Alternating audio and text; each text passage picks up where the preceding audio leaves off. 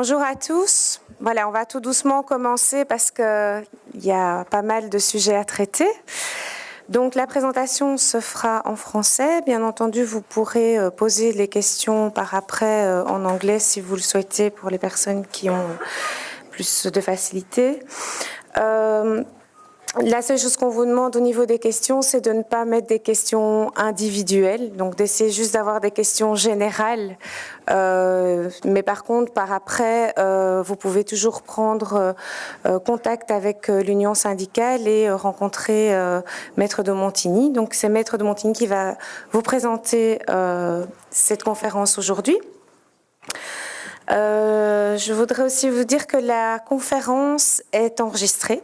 Donc, en fait, il y aura une vidéo. Si vous ne souhaitez pas apparaître sur la vidéo, vous prenez contact avec notre boîte fonctionnelle à l'US et alors on floutera soit la question, si jamais c'est une question, soit votre visage. Donc, parce qu'on tient à respecter la vie privée et voilà. Donc les documents seront mis par après à votre disposition. Donc on vous enverra tous ceux qui étaient présents les documents. Donc voilà, on va commencer puisque ça va durer une bonne heure. Donc bonne conférence. Merci à tous. Bonjour à tous. J'espère que je suis audible. Je m'excuse d'ores et déjà, mais je suis assez... Voilà, je m'excuse vraiment dans ce cas-là. Je suis malade, vous l'entendez, donc j'espère que je serai compréhensible tout au long de cette conférence. L'Union syndicale m'a demandé aujourd'hui d'aborder la question des droits à pension pour que vous puissiez, au long de votre carrière, enfin tout au long de votre carrière, mais également après carrière, mieux les comprendre et éventuellement mieux les mettre en œuvre une fois que vous serez amené à les actionner, afin de pouvoir préserver vos droits et vos intérêts, mais également ceux de vos proches. Nous allons aborder aujourd'hui de manière très succincte, parce que j'ai un délai qui est assez court pour pouvoir vous exposer toute la matière, le régime de pension de l'Union. Et nous allons par contre aborder de manière un peu plus détaillée la pension d'ancienneté ainsi que la pension d'invalidité. Pour mémoire, sachez que le régime de pension de l'Union comporte aussi des pensions, mais ce sont plus des indemnités en réalité, qui sont allouées en cas de disponibilité, de retrait d'emploi ou encore de congé dans l'intérêt du service pour les fonctionnaires. Et enfin, il existe cette pension de survie que nous aborderons en toute fin d'exposé. Alors, commençons par le régime de pension de l'Union, tel que présenté par la Commission dans son dernier rapport, puisque annuellement, la Commission remet des rapports concernant ce régime de pension. Tout d'abord, il est important de préciser la nature du régime de pension de l'Union, puisqu'il ne s'agit pas d'un régime commun, et donc d'un fonds de pension, mais il s'agit d'un régime par capitalisation et non pas d'un régime par répartition. Il est basé sur un fonds notionnel comptable et des contributions sociales. Ainsi, dans son rapport, la Commission le définit comme étant un régime de pension conçu comme un fonds notionnel. Les contributions du personnel servent à financer les futures pensions de ceux qui payent les contributions. Vous avez donc un prélèvement qui est fait sur vos rémunérations et qui est versé au budget de l'Union sans affectation particulière. Et vous avez également des contributions de la part de l'employeur qui toutefois ne sont pas perçues immédiatement en échange de la promesse du paiement des pensions annuelles par le budget communautaire. Le dernier rapport remis par la Commission constate que le coût budgétaire des pensions continuera à augmenter pour finalement, à partir de 2040, diminuer. Ce rapport constate également qu'il y a un certain équilibre actuariel du régime de pension qui a bien été assuré entre 2014 et 2018, puisque le rapport portait sur cette période, par le biais de l'actualisation de la contribution qui était retenue sur les rémunérations. la méthode qui est fixée par le statut, qui est très compliquée. Je ne suis ni économiste ni mathématicienne, mais plutôt juriste, donc je ne vais pas exposer les principes. Mais en tout cas, la méthode de calcul de ce fonds, de ce régime, est prévue à l'annexe 12 du statut, et elle permet de garantir que la contribution au régime de pension versée au budget par le personnel couvre bien un tiers du financement de ce régime. Nous y reviendrons. Alors, au niveau, finalement, de la charge imposée par les pensionnés de l'Union, eh bien, elle dépend, en ce qui concerne la pension d'ancienneté, de la longévité. Et tenant en compte l'âge de la pension, qui se situe, en fonction des réformes, nous le verrons, entre 60 et 60, on va dire 67, 68, eh bien, vous avez des cas exceptionnels de 70, nous verrons, on peut considérer qu'il y a en moyenne une vingtaine d'années quand même de paiement de pension d'ancienneté aux fonctionnaires après carrière, et donc ça fait quand même un sacré budget à devoir assumer. Que se passe-t-il en cas d'insolvabilité, ou que se passerait-il en cas d'insolvabilité ou en cas de disparition de l'Union européenne? Eh bien, chaque État membre s'est assuré, a garanti le paiement des pensions pour l'avenir.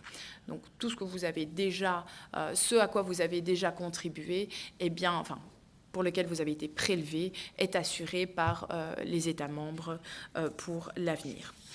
Je n'aborderai pas aujourd'hui la question des conséquences du Brexit sur les pensions des fonctionnaires britanniques. Je pense que ça peut faire l'objet d'un exposé à part entière en abordant les autres questions. Cela dit, pour le passé ou jusqu'à la sortie du Royaume-Uni, a priori, il n'y aura vraiment aucun problème, puisqu'encore une fois, les États membres se sont engagés à assurer le paiement. Mais par contre, la question se poserait du maintien de certains Britanniques en fonction, et ça pourrait éventuellement créer des tensions entre États membres. Alors, la dernière question par rapport au cadre général du régime de pension, faut-il craindre de nouvelles réformes? Puisqu'il y a eu une réforme en 2004, il y a eu une réforme statutaire en 2014. Eh bien, ma première réponse est non. En tant que fonctionnaire actif, il ne faut pas craindre de réforme statutaire. Par contre, pour tous les autres qui ne sont pas encore entrés en service au sein de l'Union européenne, eh bien, je dirais oui, il y aura certainement des réformes, mais nous avons pu voir que les réformes sont de moins en moins intéressantes en ce qui concerne les conditions d'âge et les montants d'annuité. Néanmoins, cette réforme n'est pas prévue dans l'immédiat et elle prendra certainement du temps à être négociée et adoptée. De toute façon, il y a un principe de protection qui est basé sur les droits acquis et la confiance légitime. Attention toutefois, l'expérience et la jurisprudence en la matière nous ont enseigné que pour pouvoir bénéficier du maintien du régime de la règle ancienne, et éviter l'application d'une règle nouvelle en cas de réforme, il faut que la situation présentée soit née et que les droits soient entièrement constitués au moment de l'adoption de la nouvelle règle. Et c'est cette fameuse jurisprudence Vérilé, Cauchy, Falcione, etc., en raison de l'application des DGE de 2011 à des demandes qui avaient été introduites, des demandes de transfert qui avaient été introduites avant adoption de ces nouvelles DGE. Malheureusement, à partir du moment où il n'y avait pas encore eu de transfert des montants dans le cadre de ces demandes, eh bien, la Cour avait considéré que les situations n'étaient pas entièrement constituées sous l'égide des DGE de 2009, de sorte que, malheureusement, pour les requérants, ils se sont vus refuser l'application des DGE de 2009 à leur situation, les DGE de 2011 étant moins confortables pour eux. Donc, toujours cette petite réserve, malheureusement, en ce qui concerne la rétroactivité d'une nouvelle mesure, de la nécessité d'avoir une situation entièrement constituée. Heureusement, le législateur nous facilite un petit peu la tâche, puisque, et principalement dans la matière des droits à pension, il prévoit en règle des mesures transitoires dans le cas de l'adoption de nouvelles mesures, et c'est ainsi que nous l'aborderons. Des mesures transitoires ont été adoptées dans le cadre de la réforme de 2014. Ceci clôture le chapitre général, l'avant-propos concernant le régime de pension en tant que tel. Alors, abordons la question épineuse de la pension d'ancienneté. Alors, la pension d'ancienneté, dans les grosses lignes, durant l'accomplissement de votre service, vous, fonctionnaires, agents temporaires et agents contractuels, êtes affiliés au régime de pension des institutions de l'Union européenne. Et donc, à ce titre, comme je l'ai dit, une cotisation mensuelle est prélevée sur votre rémunération. Cette contribution mensuelle initiale est prévue à l'article 83 du statut et elle représente donc 1/3 de la contribution totale à ce régime de pension. Le régime prévoit le versement d'une pension d'ancienneté de maximum 70% du dernier traitement de base. Ça, c'est le chiffre général, la limite maximale à ne pas dépasser. Nous verrons les montants plus précis ensuite. Le droit à la pension d'ancienneté prend effet à compter du premier jour du mois civil qui suit celui au cours duquel le fonctionnaire ou agent est admis au bénéfice de cette pension. Donc, en cours de mois, vous êtes admis au bénéfice de la pension, c'est à partir de votre fiche de salaire suivante que vous bénéficierez de la pension. La pension d'ancienneté ne peut pas être cumulée avec un traitement versé par une institution ou une agence européenne.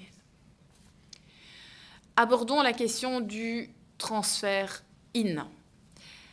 Alors, je le dis tout de suite, on va aborder cette question et la dernière petite question de l'intérêt, qui, à mon avis, précisément intéresse beaucoup d'entre vous, sera abordée ensuite.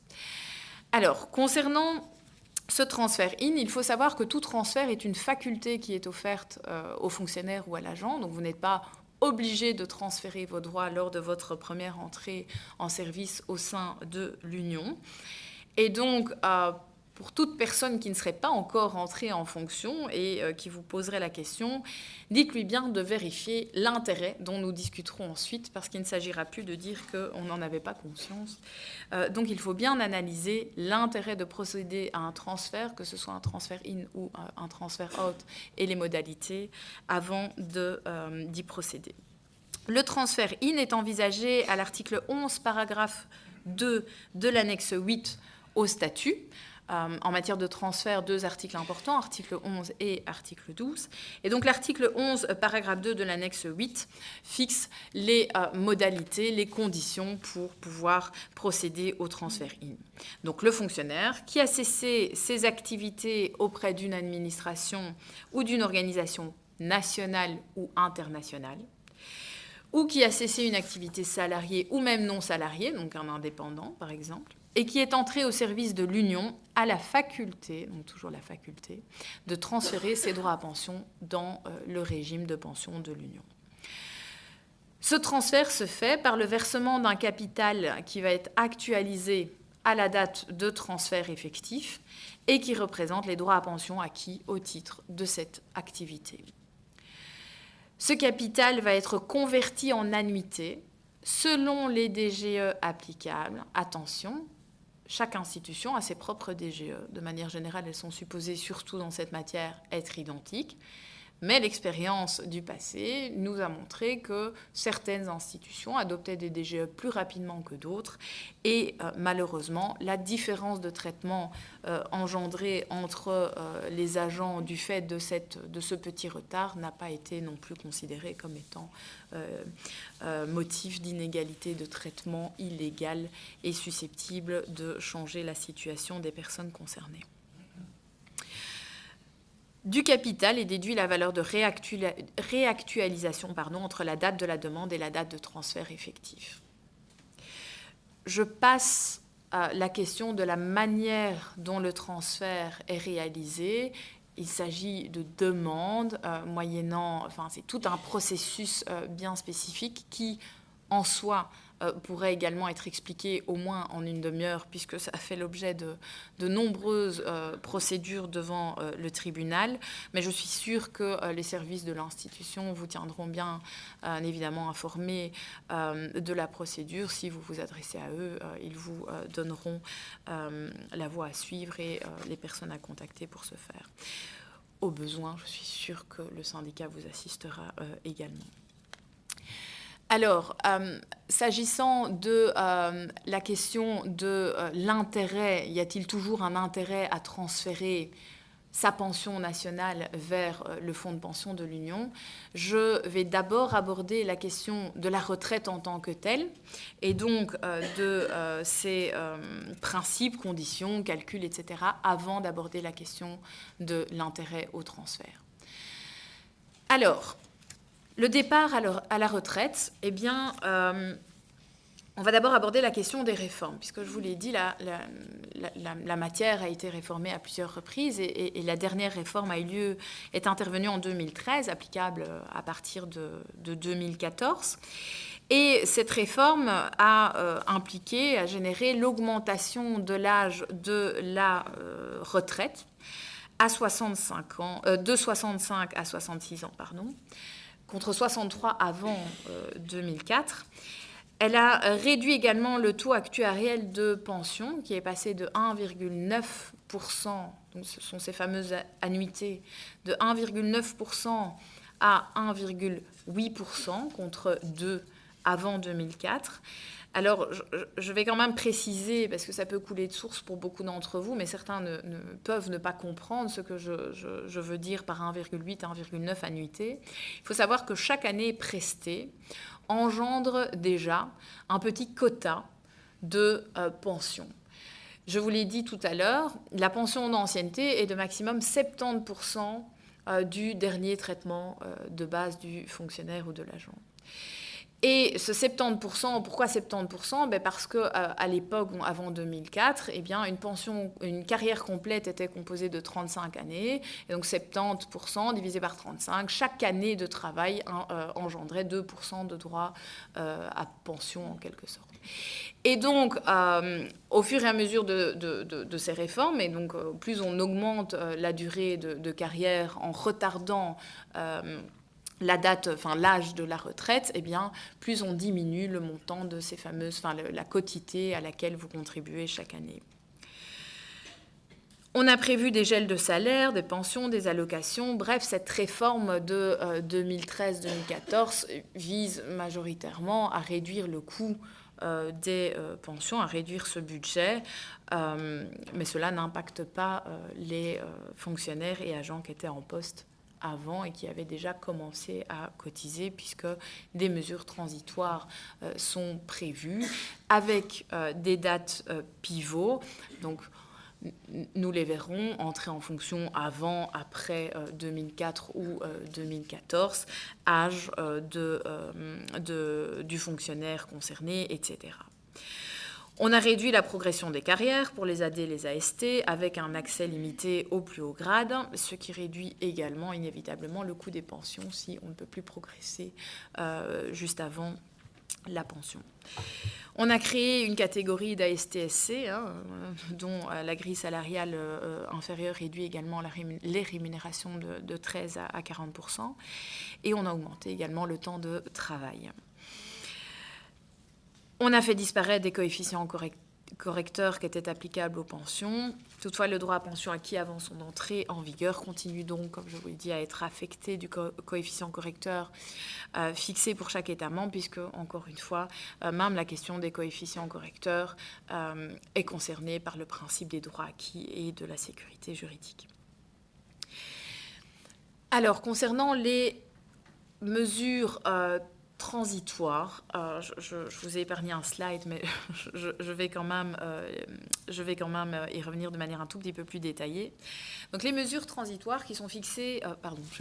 je vais pas m'écarter du micro, qui sont fixées à une annexe bien précise du statut. Donc le législateur a pris toutes les mesures provisoires et transitoires qui concernaient les pensions, les différentes pensions, que ce soit pour les fonctionnaires, les agents temporaires ou les agents contractuels, et les a inclus dans une annexe, l'annexe 13 au statut, qui fixe non seulement les conditions d'âge de la retraite, mais également les conditions de détermination du montant d'annuité cumulée au travers de tableaux et en fonction de certaines conditions. Concernant l'âge de la retraite, eh bien, L'âge de la retraite est maintenu à 60 ans pour les fonctionnaires qui ont 20 ans de service au 1er mai 2004. 63 ans si le fonctionnaire est âgé de 45 ans ou plus au 1er mai 2014 et qu'il est entré en fonction avant la réforme. 65 ans s'il a moins de 35 ans au 1er mai 2014. Et par contre, et c'est un tout petit peu plus compliqué, si le fonctionnaire a 35 ans ou plus au 1er mai 2014, et donc il a plus de désormais 39 ans, eh bien, s'il est entré en fonction avant cette fameuse réforme, ce sera déterminé précisément par tableau. Et donc, le statut fixe un tableau qui est prévu à l'article 52 de cette annexe 13 et qui dépend de l'âge que vous avez au 1er mai 2014. Par exemple, au 1er mai 2014, un fonctionnaire de 59 ans verra son âge de la retraite fixé à 60 ans et 2 mois, là où un fonctionnaire qui a 40 ans au 1er mai 2014 aura un âge de retraite fixé à 63 ans et 10 mois. Le taux actuariel aussi est fixé en fonction de ces fameuses dates pivots. Avant 2004, l'annuité était de 2%. Entre 2004 et 2014, l'annuité est de 1,9%. Et après 2014, l'annuité est de 1,8%. La commission interprète l'entrée en service de manière très, très restrictive. Alors, cette question est très pertinente et très intéressante parce qu'elle concerne majoritairement les agents contractuels ou les agents temporaires et non pas les fonctionnaires, puisque le fonctionnaire entre une fois au service de l'Union, alors que l'agent va signer plusieurs contrats avec différentes institutions. Et la commission a tendance à interprète les dispositions statutaires en ce qui concerne les agents comme interprétant la notion d'entrée en service comme la dernière date de signature du contrat. Et donc le dernier contrat signé par un agent fixera ses droits à pension en fonction de la réforme intervenue. Et donc beaucoup d'agents ont signé des contrats après réforme de 2014 avec une nouvelle agence et se sont vus appliquer les nouvelles conditions de la pension. Quelle n'a pas été leur surprise à partir du moment où ils avaient déjà une belle carrière complète en tant qu'agents au sein d'autres institutions. Alors cette question n'a pas encore été explicitement et expressément tranché par le tribunal. Néanmoins, dans le cadre de l'arrêt Tornet contre commission, le tribunal a eu à connaître de la situation d'une fonctionnaire qui était en CCP et qui avait signé un contrat avec une agence en tant qu'agent temporaire et qui était entrée en fonction pour cette agence après réforme. Et dans le cadre d'une question qu'elle avait formulée vis-à-vis de l'institution, on lui avait répondu que seraient appliqués les nouveaux principes en matière de pension après réforme, de sorte qu'il fallait considérer qu'elle était entrée en service de l'institution après 2014. Et donc, malheureusement pour elle, l'âge de l'ancienneté était reporté et les annuités étaient diminuées. La Cour de justice a considéré qu'il n'était pas question d'interpréter la notion d'entrée en service comme consistant en une notion de signature de contrat et donc de dernière entrée en fonction au sein d'une institution, et qu'il fallait interpréter les dispositions statutaires du régime de pension de manière systémique et donc en fonction de la volonté également du législateur et du cadre global dans lequel une disposition devant être interprétée s'intègre, de sorte que dans le cadre de la fonctionnaire et agent en réalité concernée, eh bien, il fallait considérer qu'elle avait été pour la première fois affiliée lors de son entrée en fonction en tant que fonctionnaire auprès de la commission et qu'elle avait maintenu son affiliation au sein du régime de l'Union, de pension de l'Union, de sorte qu'elle avait toujours, elle était demeurée en fonction et en service pour l'Union tout au long de sa carrière et elle devait se voir appliquer les modalités d'avant-réforme. Se pose désormais la question de l'application de cet arrêt aux agents temporaires et aux agents contractuels. Et mon avis personnel, qui est bien évidemment qui n'est pas partagé par la Commission, est que cet arrêt doit être transposé aux agents temporaires et aux agents contractuels, puisque de toute façon, je pense que le tribunal n'a pas laissé beaucoup de place à l'interprétation divergente à cet égard, puisque constamment, tout au long de son arrêt, le tribunal va systématiquement mettre en exergue le fait que la notion d'entrée en service doit recevoir une interprétation similaire, identique, que ce soit pour le fonctionnaire, l'agent contractuel ou l'agent temporaire, et qu'il n'est pas question d'avoir une interprétation divergente en fonction du statut de la personne concernée, de sorte que c'est bien, à mon sens, un maintien d'affiliation au régime de pension et une première affiliation continue et maintenue au régime de pension de l'Union qui doit être prise en considération pour la détermination précise des conditions de calcul des modalités de pension qui vous seront applicables. Donc si à l'avenir vous voyez offert un nouveau contrat auprès d'une agence, veillez bien à ce moment-là à vous informer quant à l'état de la jurisprudence sur cette question afin d'immédiatement pouvoir préserver vos droits et vos intérêts quant aux modalités qui seront appliquées à l'avenir par l'institution, puisque vous pouvez présenter une demande à votre institution en demandant la manière dont vos droits seront calculés, donc pas un calcul précis, mais les modalités, et donc on vous appliquera un âge de pension à 67 ans ou des annuités à 2% ou que sais-je, eh bien alors vous pourrez ensuite immédiatement déjà contester cette décision et ne pas attendre d'être au moment de la pension pour le faire.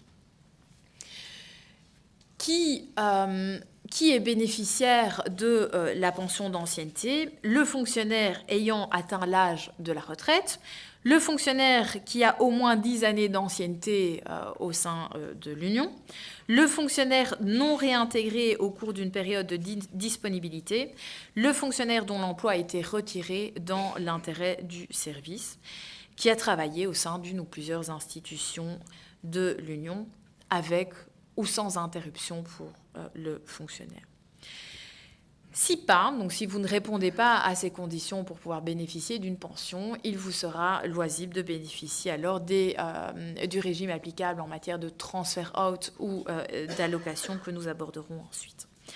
Une retraite tardive est tout à fait possible, jusqu'à 67 ans, exceptionnellement jusqu'à 70 ans, si vous êtes motivé pour travailler au sein de l'Union ou que vous souhaitez simplement cotiser de manière un peu plus importante. Des compensations financières sont en effet octroyées dans ce cadre-là à certaines conditions fixées, et c'est une augmentation de 2,5% d'annuité complémentaire. Attention, ça ne sert à rien de cotiser indéfiniment, je vous l'ai dit, il y a un plafond de 70% à ne pas dépasser, donc à vous de déterminer si vous êtes à ce point passionné par vos fonctions que voilà, vous souhaitez toujours travailler au-delà de 67 ans, malgré le fait que tout le monde vous dit « on ne veut plus de toi ici ». À partir du moment où il n'y aurait plus d'intérêt financier à tout cela. Il faut faire place aux jeunes, de grâce. Alors, une retraite anticipée est tout à fait possible, puisque, contrairement, à l'instar de ceux qui souhaiteraient pouvoir rester de manière tardive, eh bien, certains veulent plutôt partir plus tôt. Et pour cela, il faut tout de même avoir au moins 10 ans de service, un minimum de 58 ans, et elle est souvent observée entre 60 et 66 ans. Attention toutefois, le paiement d'une pension d'ancienneté immédiate provoque bien évidemment une réduction de 3,5% par année d'anticipation de la pension.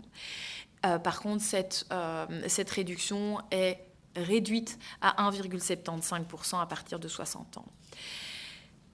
Si vous avez déjà cumulé plus que 70% et que vous souhaitez prendre votre retraite de manière anticipée, sachez que cette réduction de droits va se calculer sur vos droits totaux. Donc imaginons 90% que vous auriez cumulé, 90% moins ces réductions, et ensuite on verra s'il faut tout de même appliquer les 70%. Mais on ne va pas d'abord vous appliquer 70% de limitation et déduire ensuite les petites sanctions, les petites pénalités du fait d'être parti plus tôt. Il existe un mécanisme de pension minimale sous le régime de pension de l'Union qui est très intéressant et qui permet aux fonctionnaires et à l'agent de ne pas rester sans rien suite à sa retraite.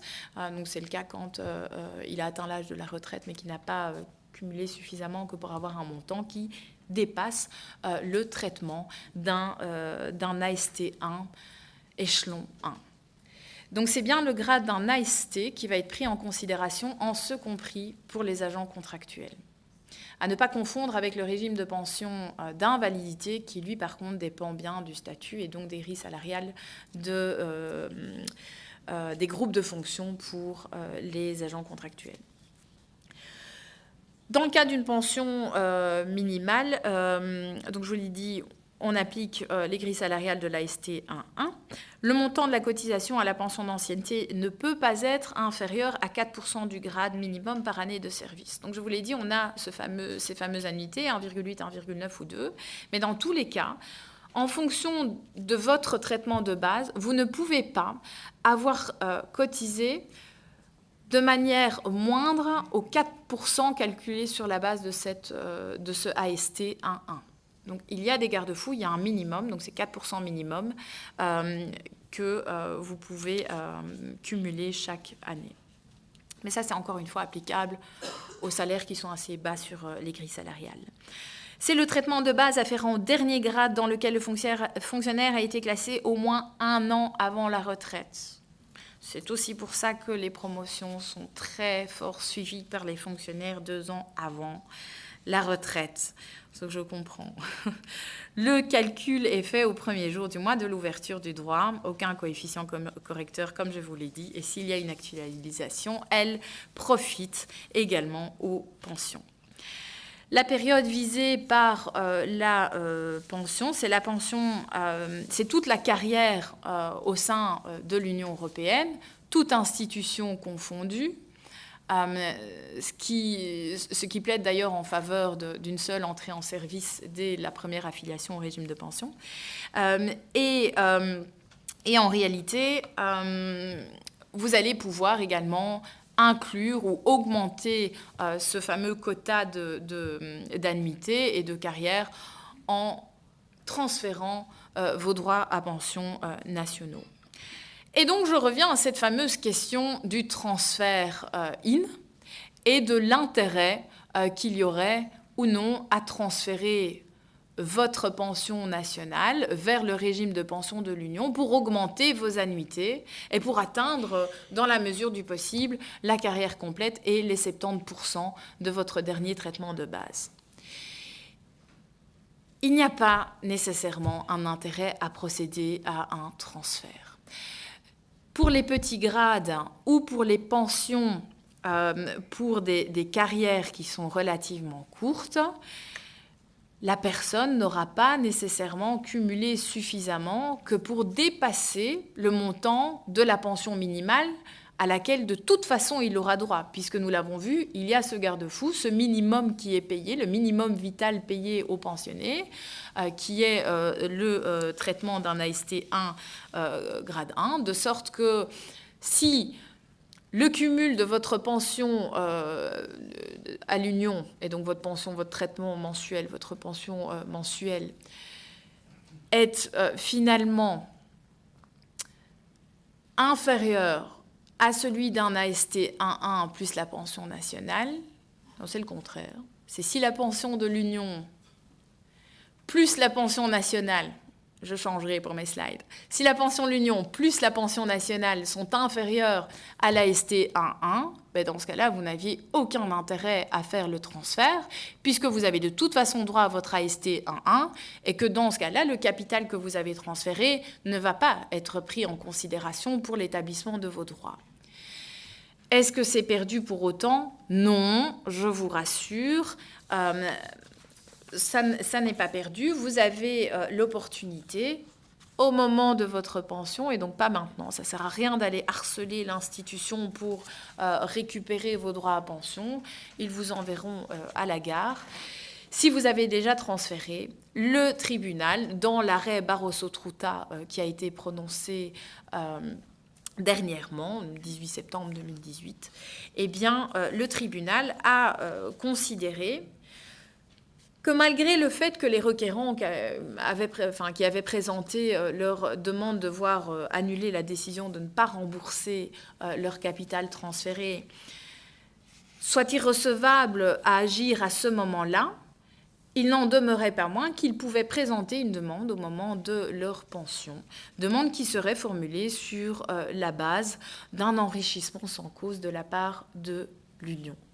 En effet, le tribunal a estimé qu'il était tout à fait possible d'envisager une action en vue de revendiquer le remboursement du capital qui avait été transféré au régime de pension à perte, puisqu'il n'est clairement pas pris en considération pour vous. Donc c'est un appauvrissement sans cause et corrélativement un enrichissement dans le chef de l'Union et du régime de pension par cette appropriation tout à fait injustifiée. Alors pas maintenant, pourquoi ? Le tribunal a dit je préfère que vous soumettiez cette question plus tard, au moment où vous prendrez votre pension, parce qu'au moment où vous prendrez votre pension, eh bien, ce seront les règles qui sont applicables à ce moment-là, puisque nous avons envisagé la question de l'application de nouvelles règles à des situations qui étaient nées mais non encore constituées. Cette situation qui vous concerne sera constituée uniquement au moment de votre pension.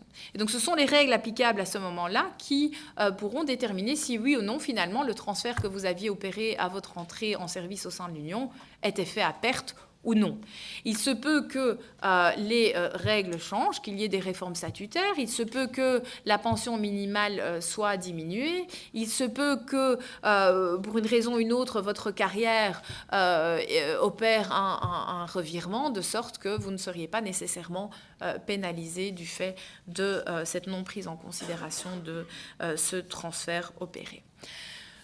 Donc, pas de panique, vraiment, vous pourrez présenter une demande, faites-le immédiatement au moment du départ, et je vous dirais, regardez déjà maintenant, donc vous pouvez faire le petit calcul avec la calculette, et je sais que sinon, à l'union syndicale, il vous aidait, il vous assistait à comprendre l'intérêt ou non que vous auriez eu à procéder au transfert, de manière à pouvoir déjà déterminer si, éventuellement, il y aura matière à faire une demande. Alors, je ne suis pas oiseau de mauvais augure et je ne souhaite à personne d'avoir des problèmes ou de décéder dans les prochains mois, les prochaines années, longtemps avant pension. Néanmoins, nous allons le voir, la pension de survie est quand même calculée sur la base de la pension d'ancienneté. De sorte que si votre appauvrissement et donc cet enrichissement concerne des sommes qui sont relativement importantes, je pense qu'il y a un intérêt à prévenir vos futurs héritiers de la question et du fait qu'il pourrait y avoir eu un enrichissement plus tard injustifié dans le chef de l'Union et en fonction des montants, éventuellement procéder éventuellement par testament à une petite mention, que sais-je. Donc, je ne suis pas dramatique, c'est pas ça, mais je pense que ce serait dommage de priver votre succession de montants qui peuvent être relativement importants. Tout dépend des situations présentées. Et si ça se trouve, seules quelques personnes pourraient être vraiment concernées par la chose. Alors, revenons à notre pension d'ancienneté et aux principes qui la concerne et à cette question des transferts out. Nous avons abordé les transferts in, venons maintenant à la question des transferts out. Le transfert out étant comme je l'ai dit, intéressant dans le cadre du non-bénéfice d'une pension d'ancienneté immédiate ou différée.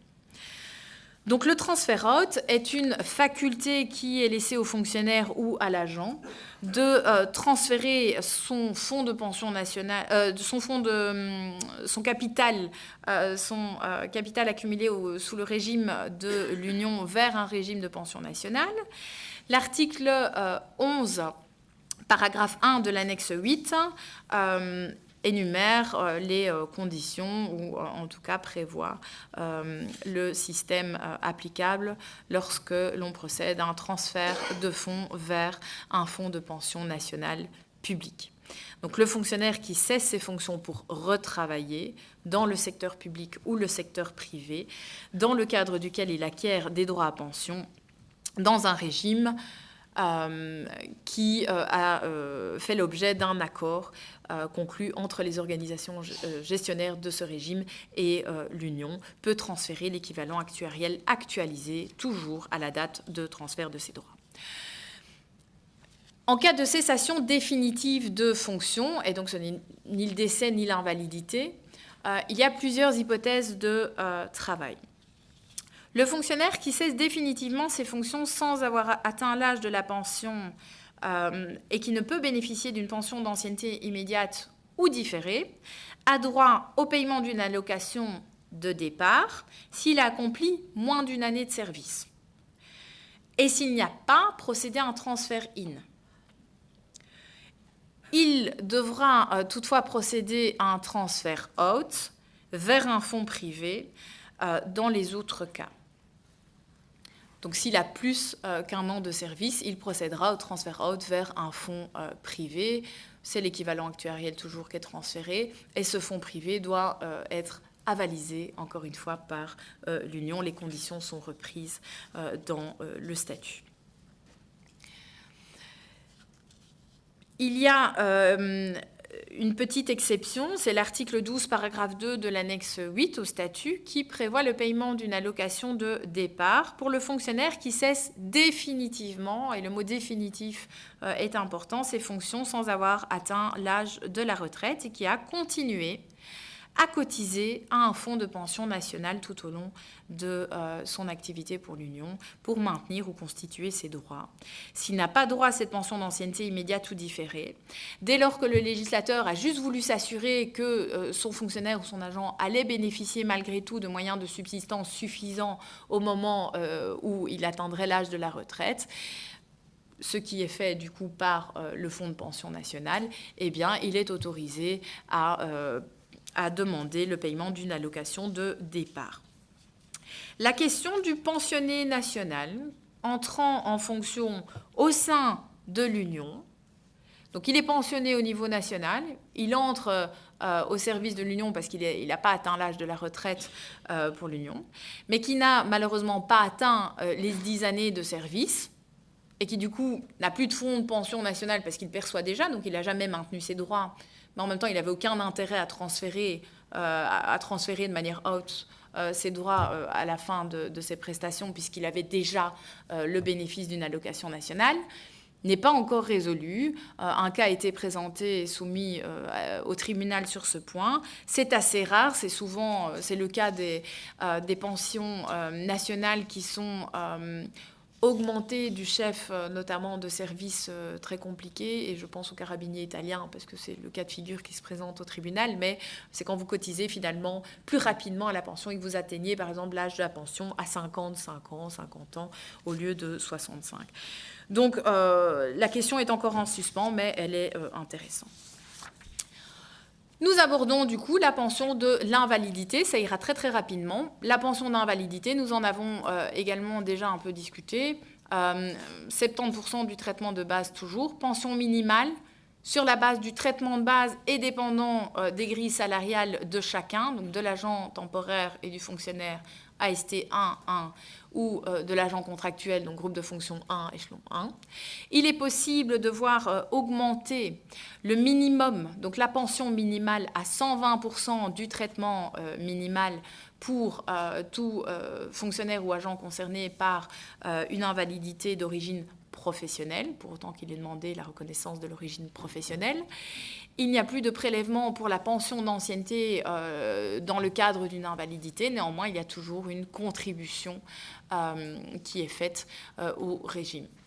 La pension d'invalidité dépend du statut d'invalidité, ce statut étant renouvelable, et bien évidemment, elle peut ne plus être versée à partir du moment où vous ne répondez plus simplement aux conditions d'invalide et que l'institution vous considère comme tout à fait apte et valide à exercer vos fonctions.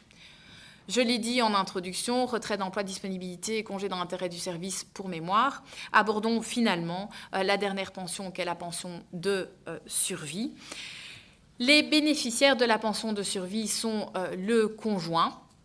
Le conjoint, pour autant que le mariage ait duré 1 année s'il a été contracté avant la cessation d'activité.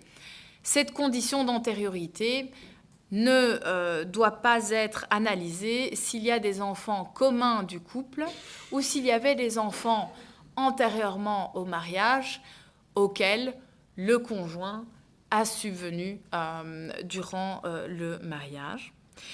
Si, par contre, le mariage est contracté après cessation d'activité par le fonctionnaire pensionné, dans ce cas-là, le législateur considère qu'il est important de répondre à la condition de 5 années de mariage pour pouvoir bénéficier d'une pension de survie en tant que conjoint.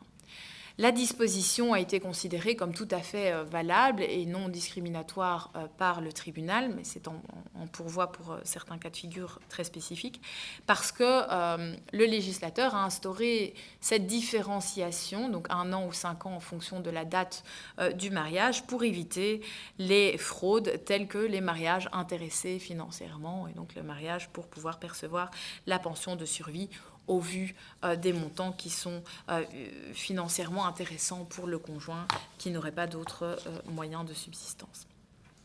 La durée de mariage ne va bien évidemment pas s'appliquer pour les bénéficiaires d'une allocation d'invalidité, pour autant que le mariage ait été contracté avant la cessation d'activité. Que se passe-t-il si le conjoint se remarie ? Eh bien, le conjoint survivant perd son droit, mais il a droit au paiement immédiat d'une indemnité qui est égale au double des droits à pension de survie annuelle. On paye une fois et puis ensuite on dit, eh bien, vous avez trouvé désormais un nouveau cadre de vie, il vous revient maintenant d'assumer vos propres moyens de subsistance.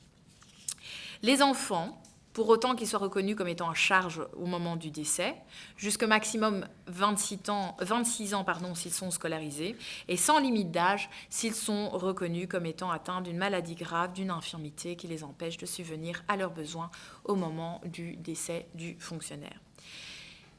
La pension de survie est également payée, versée aux personnes reconnues comme assimilées à un enfant à charge, et je vous renvoie à toutes les dispositions applicables en matière d'assimilation d'enfants à charge, et à un éventuel ex-conjoint, pour autant que celui-ci perçoive une rente alimentaire actée par un jugement ou une convention entre époux dûment enregistrée et exécutée.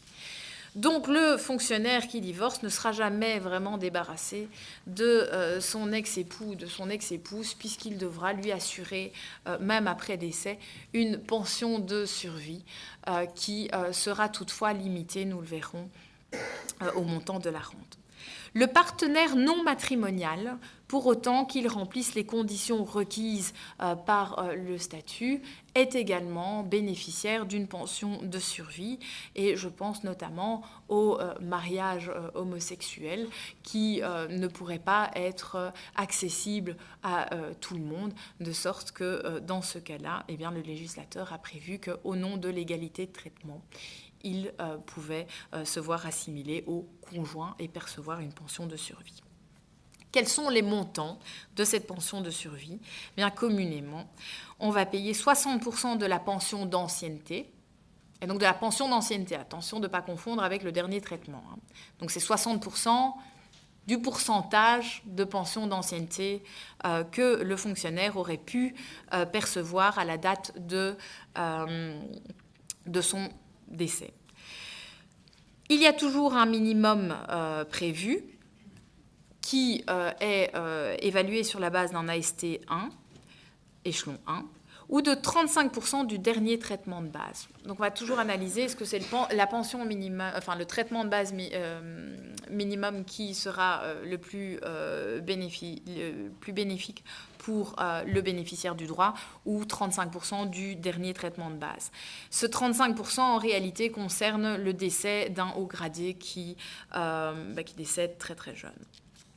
Si le décès est lié aux activités, cette pension, ce fameux 35%, pourra être augmenté à 42% du dernier traitement de base.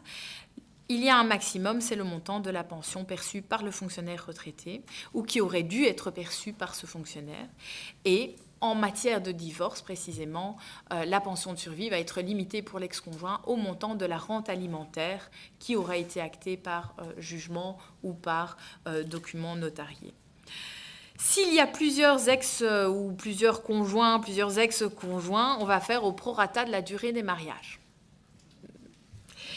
Donc, ce n'est pas nécessairement la dernière qui sera la plus favorisée.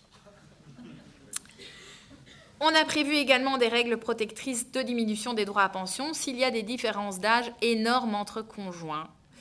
Parce que le législateur s'est dit, c'est pas normal qu'il y ait 25 ans de différence et qu'il y ait un décès comme ça aussi rapide. Bref, c'est toujours cet objectif de préserver le budget de l'Union et d'éviter des fraudes financières pour tenter à tout prix de percevoir des pensions. Et l'évaluation, la réduction de ces droits est fixée à l'article 25 de l'annexe 8. Les enfants orphelins bénéficient également d'un montant supérieur. Et s'il y a plusieurs bénéficiaires d'un droit à pension de survie, on va finalement appliquer une règle de 3. On va établir ce à quoi chacun d'eux aurait pu prétendre s'il avait été seul. On cumule tous ces droits et puis on va proportionnellement diviser finalement en fonction de la partie à laquelle chacun aurait pu prétendre par rapport au droit, à l'unique droit qui peut être divisé. Voilà. Je pense maintenant que vous serez des experts en la matière, ou en tout cas que vous serez suffisamment informés que pour pouvoir avoir des réflexes pour comprendre, pour appliquer, pour éventuellement réclamer quoi que ce soit concernant vos droits à pension. Et je suis disponible si vous avez éventuellement des questions. Vu les délais, je suis également disponible au travers des consultations si nécessaire. Merci.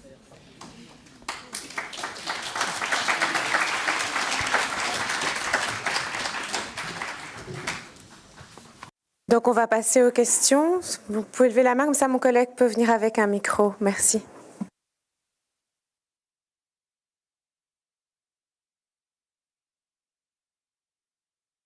Test. Voilà. Merci. Alors, je vous remercie pour la présentation. Je remercie également le syndicat.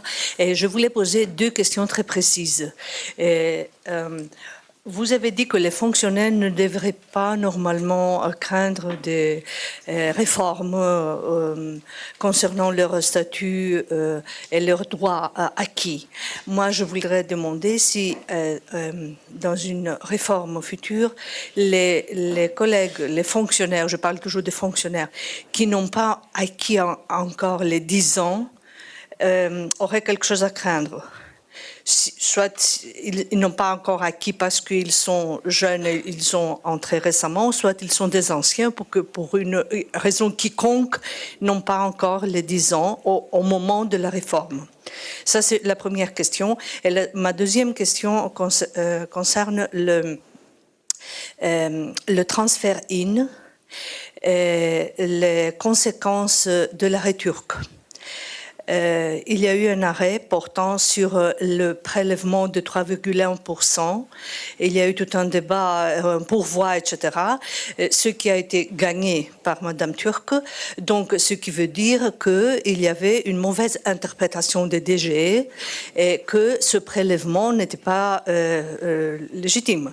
Donc, comment ça peut être injuste pour Madame Turc et juste pour tous les autres et comment ça peut se faire que un même fonctionnaire, dans son dossier, la demande était faite avant l'arrêt turc, il y a le prélèvement, et une autre demande du même dossier, après l'arrêt turc, il n'y a pas de prélèvement. Est-ce que cela peut être légitime, quoi? Est-ce que ça peut aller comme ça?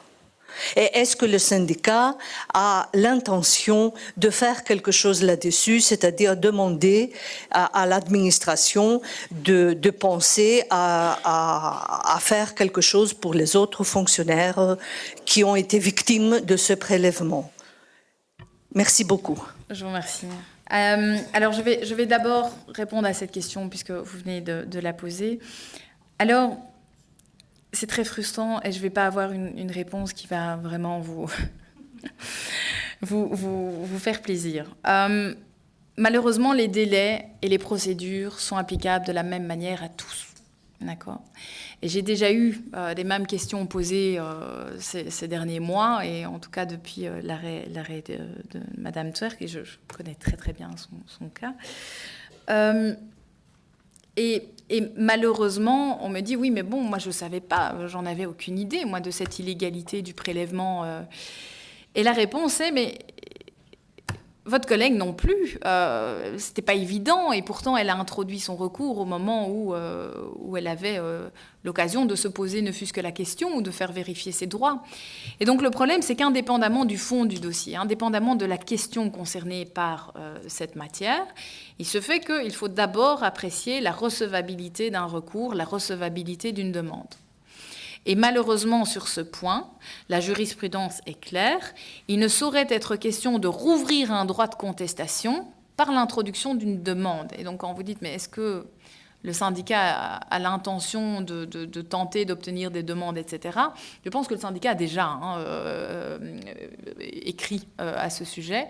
Mais il se fait qu'on ne peut pas rouvrir le droit de contestation par l'introduction d'une demande. On peut éventuellement négocier, tant mieux s'il y a des paiements ex gratia qui sont faits, etc., pour tenter d'indemniser suite à ces prélèvements illégaux.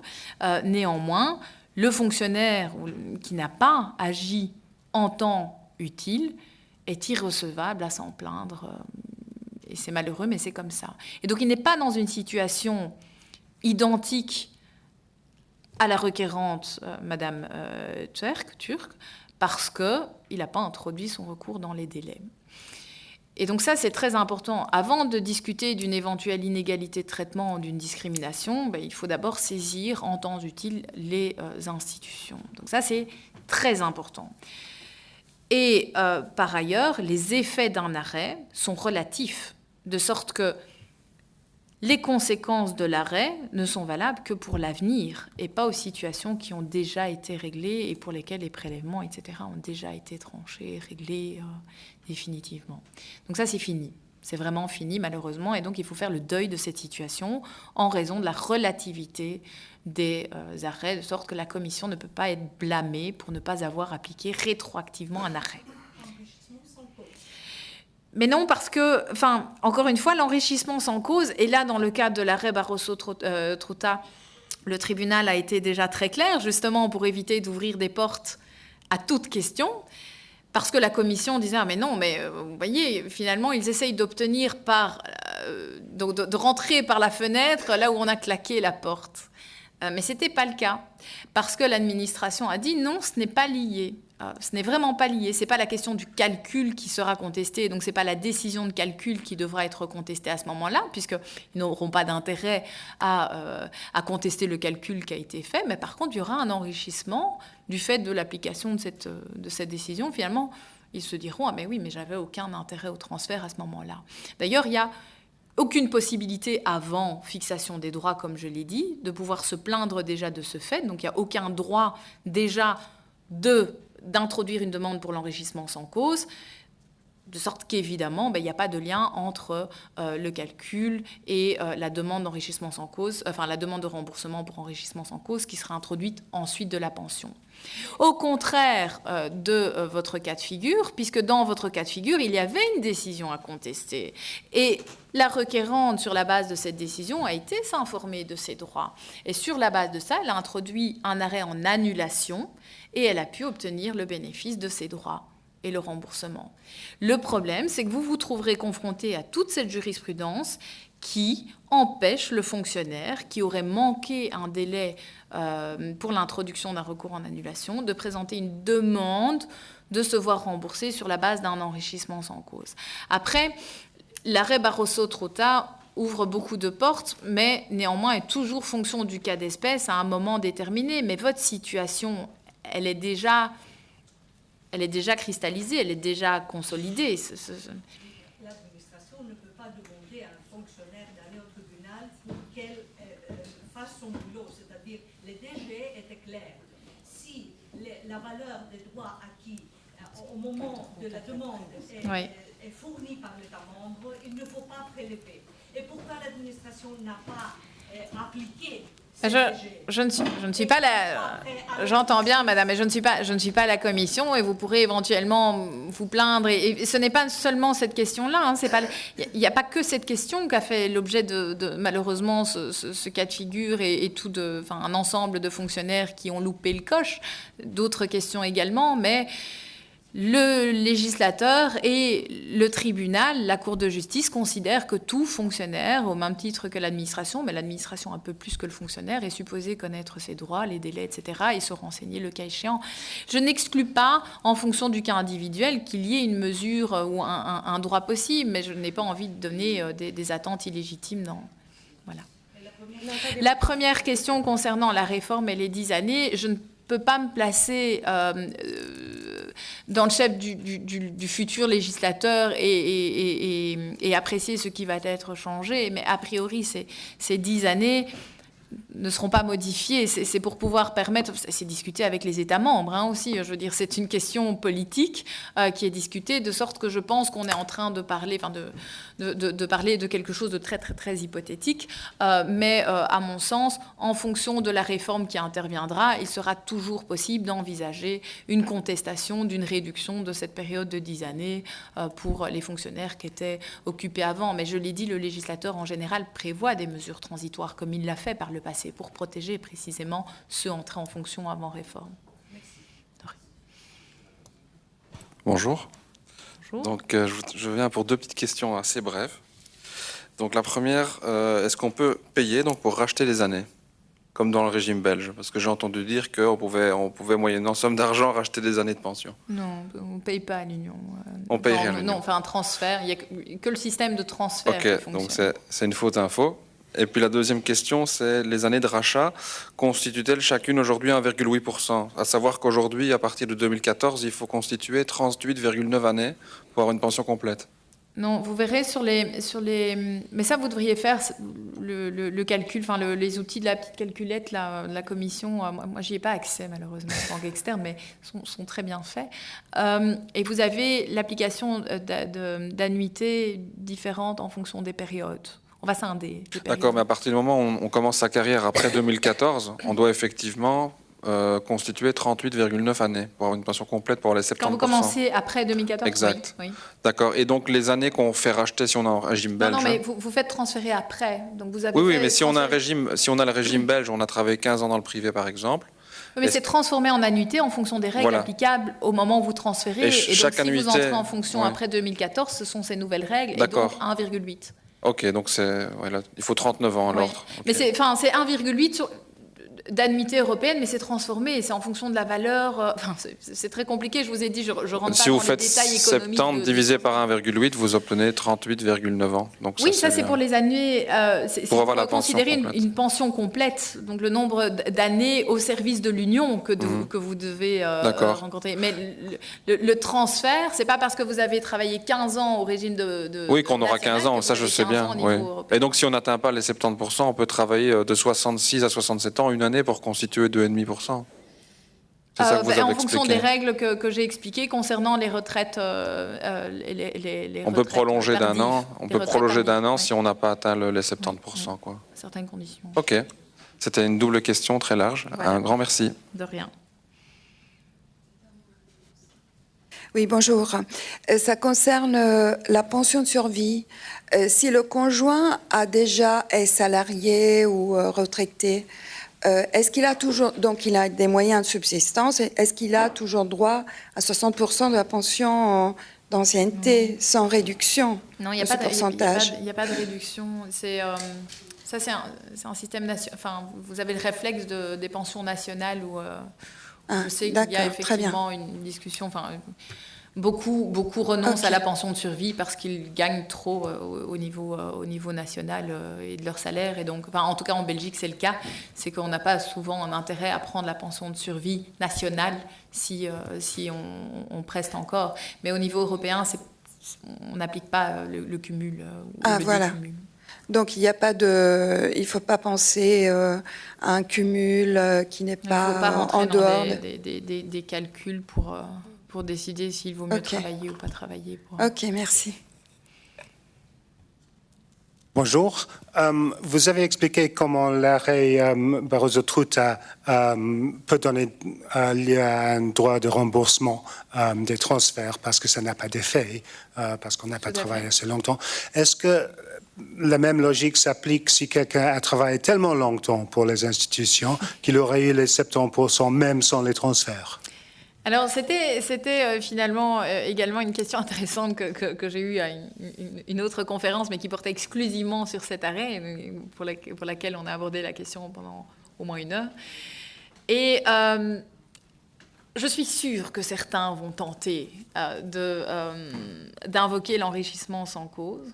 En tant qu'avocate, je pourrais également le défendre, mais je pourrais également défendre la position de l'administration. Parce que l'enrichissement sans cause nécessite l'absence de cause. Or, quand vous travaillez, vous savez pertinemment, au moment où vous travaillez, quels sont vos droits, de sorte que je doute qu'il y ait eu appauvrissement sans cause du fait d'avoir trop travaillé, qu'on doit vous rembourser un montant supérieur. Non, précisément, le législateur a été très clair, c'est 70%, c'est uniquement 70%. Vous voulez travailler tardivement, c'est votre problème. Voilà, vous savez à quoi vous vous engagez. Donc, certains créatifs, imaginatifs essayeront, mais personnellement, je ne suis pas sûre que vous verrez mon nom derrière ces arrêts. Merci beaucoup. J'ai aussi une question sur les 70%, mais je crois que c'est l'inverse ici. Oui, pardon.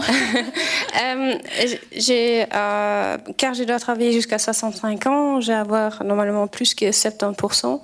Alors pour moi, l'intérêt, c'est plutôt, si j'arrive à 73%, d'arrêter plus tôt. Oui. Et si j'ai bien compris, votre calcul se fait sur 73 moins 1,75 par an. C'est ça, pas sur 70. En fait, d'abord, on prend normalement, et ce n'est qu'ensuite qu'on va éventuellement plafonner. Mais on évalue tous les droits, et c'est qu'au moment du paiement, on va dire, non, 74%, 82%, non, on replafonne à 70%. Mais on fait tous les calculs avant. Oui, alors on arrive à Vous 73 et après on diminue. Cumulez, on déduit des petites pénalités et ensuite, éventuellement, on replafonne. On arrive là. Ok, ça va, c'est très bien à savoir. Et l'autre, c'est sur la pension de survie. C'est toujours le cas si on habite en Belgique et on a une cohabitation légale avec moi et un homme, qu'on n'est pas pris en compte. Attention, il faut parce se qu'en marier. Belgique, le mariage homosexuel, par exemple, est tout à fait possible. Oui. Donc, je pense au mariage homosexuel parce que c'est plus facile pour illustrer le propos. Il est accessible, de sorte que la cohabitation légale ne peut pas être le palliatif à l'absence d'accès au mariage. Oui, ok. C'est pas le cas en Italie.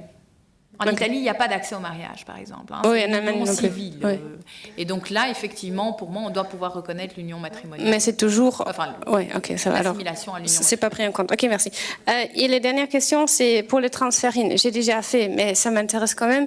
Est-ce que c'est plus intéressant de le faire le plus tôt possible ou d'attendre, pas à cause de survie ou des autres raisons, mais à cause de combien d'années ils vont nous donner? Si on est plus haut dans le AST ou AD, est-ce que c'est mieux d'attendre ou c'est mieux de faire le plus tôt possible? En fait, j'ai jamais compris. Oui, en fait, quand vous faites un transfert, on ne va pas déjà évaluer vos droits puisque vous pouvez avoir un dernier traitement ça, c'est de base clair. qui sera supérieur. Donc, Mais c'est basé sur mon salaire actuel, en fait, en la calcul. réalité, la seule question que vous devez... Non, parce que vous transférez en annuité.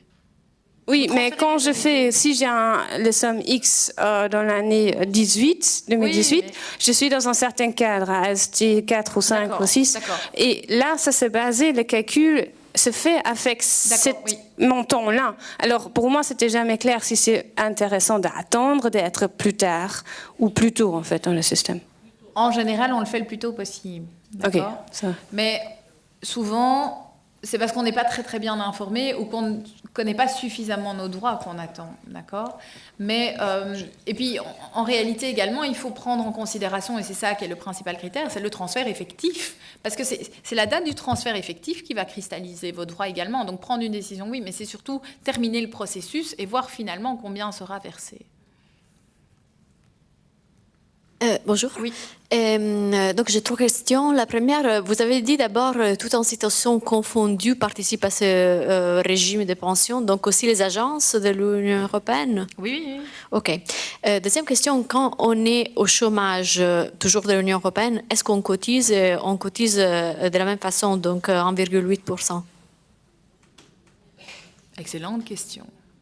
En général, je suis rarement consultée par les pensions européennes, c'est vraiment quelque chose à laquelle je ne me suis jamais vraiment intéressée, si ce n'est des questions en général. Peut-être que vous pourrez m'aider, je ne sais pas. Non, Okay. Voilà. Je dirais D'accord. non. Parce que normalement, c'est les années de service qui font bénéficier d'un droit. Et en tant que chômeur, sous le système européen ou le système national, vous n'êtes pas en service. Alors que vous accumulez du fait de prestations et de services. Donc, mon réflexe, non. Voilà, non, j'ai confirmation. C'est de la solidarité de toute façon, hein, donc oui. OK. Oui, mais de toute façon, la pension, et on l'a dit, les annuités, enfin, je veux dire, on a une carrière complète, et on parle bien de carrière, donc, et il faut une activité.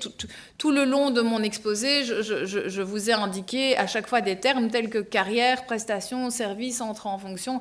Il faut un travail. C'est juste que, sous certains régimes spécifiques du statut, il y a un maintien de cotisation parce que ce n'est pas le fonctionnaire ou l'agent qui a décidé d'être dans cette situation. Okay. D'absence de prestations. D'accord ?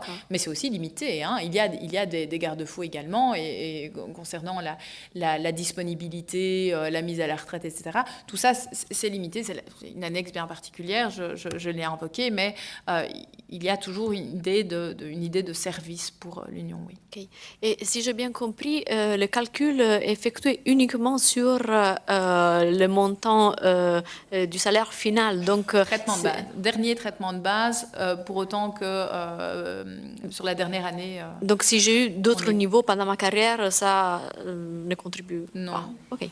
Merci. Enfin, pour les calculs antérieurs. Enfin, tout dépend de votre situation personnelle. Oui, comme nombre d'années, mais pas le montant que je... Non.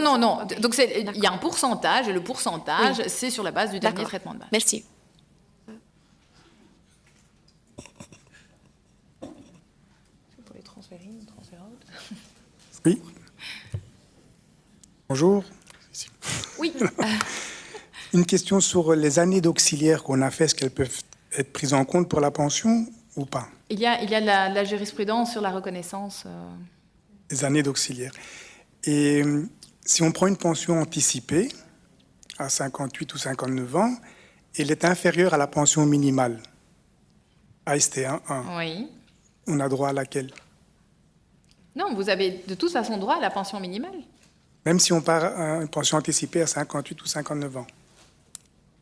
Oui. C'est ça? Oui, c'est la pension minimale. OK. Et il n'y a pas un laps de temps bien précis pour introduire le transfert de pension? 1 an ou 10 ans ou... Si, 10 années. Oui, et 6 mois, mais 10 années, oui. Ah, OK. Parfait, c'est tout. Merci. Donc, l'auxiliaire. Oui, ici.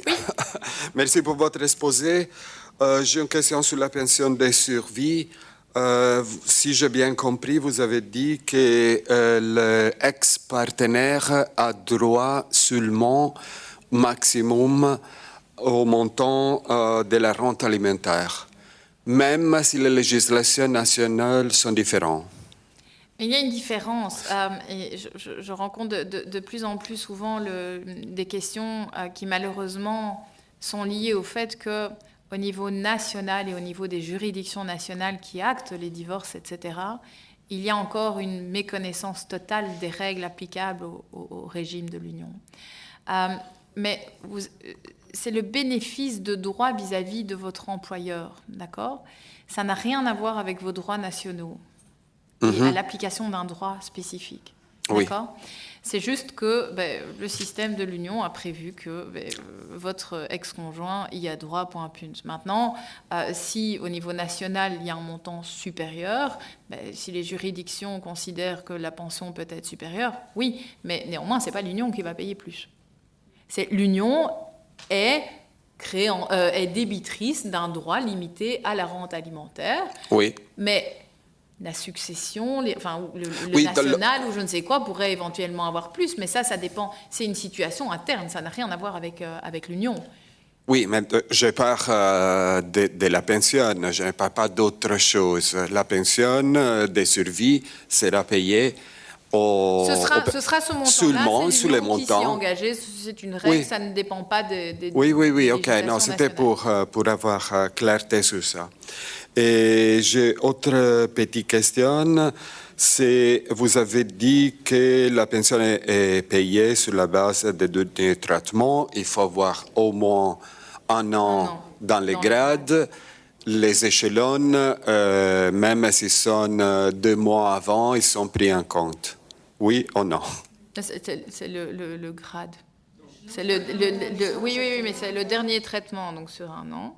Et puis quand vous allez avoir l'échelon est pris en considération puisque c'est je l'ai dit, hein, le droit naît le mois suivant, et donc en fait c'est au mois pour l'échelon. Hein, on va prendre votre échelon d'un mois. Je peux témoigner que quelqu'un, par exemple, si vous deviez être, par exemple, on prend AST 5,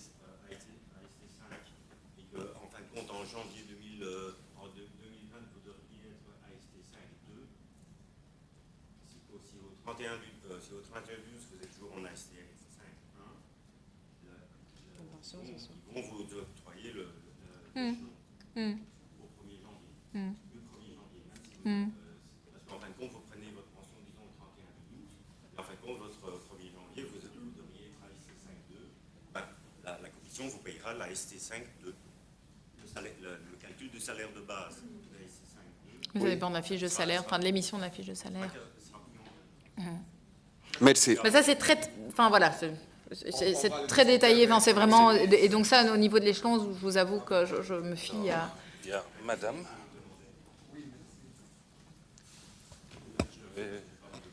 Merci pour votre exposé.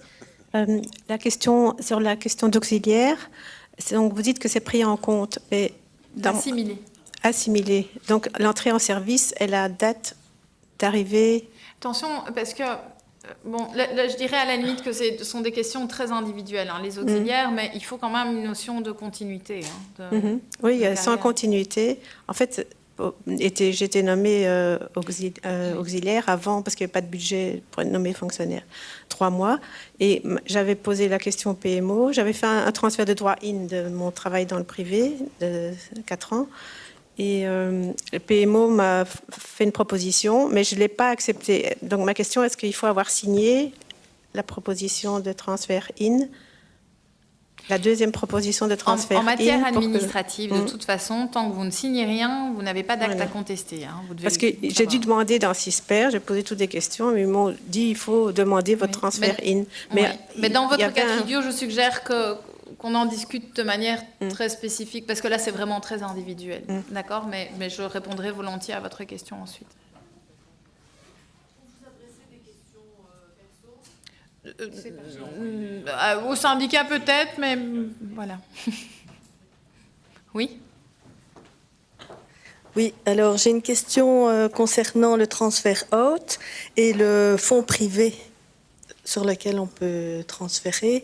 Et donc, si on fait ça lors d'une cessation définitive à la commission et qu'on n'a pas atteint l'âge de la pension, ce fonds pourra être disponible à quel moment au point de vue national, quoi. Oui, mais les conditions pour l'application, pour la reconnaissance de ce fonds comme étant valable pour pouvoir transférer sont énumérées à l'article 12 1b.